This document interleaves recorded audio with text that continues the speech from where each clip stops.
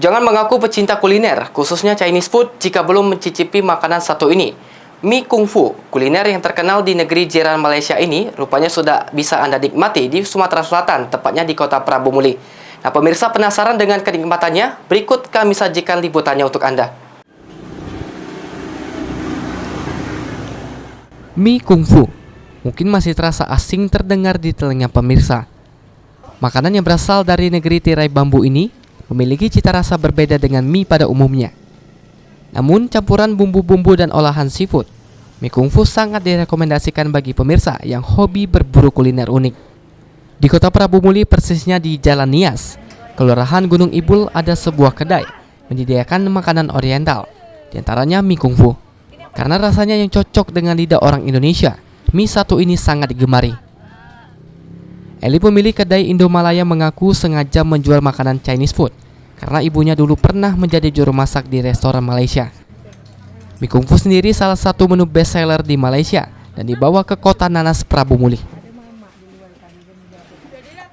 Ya, asalnya itu sebenarnya dari Thailand karena ibu saya pernah kerja di Malaysia. Dia kerja di sebuah restoran di Malaysia, di Kluang. Itu di sana cukup laku keras hingga kami bawa ke kedai kami ini. Peminatnya lumayan di sini karena mungkin setahu saya mungkin mie Bandung dan mie kungfu ini baru ada di kedai kami ini.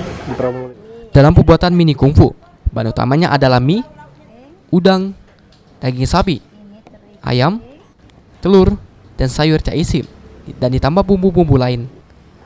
Untuk harga satu porsi mie kungfu dijual Rp17.000. Mie kungfu itu bahan utamanya mie. Itu kita prosesnya kita goreng pakai telur. Kalau isinya itu kaldu daging dengan udang. Sayurannya kita lengkap, ada caisim, wortel kita iris, kembang kol.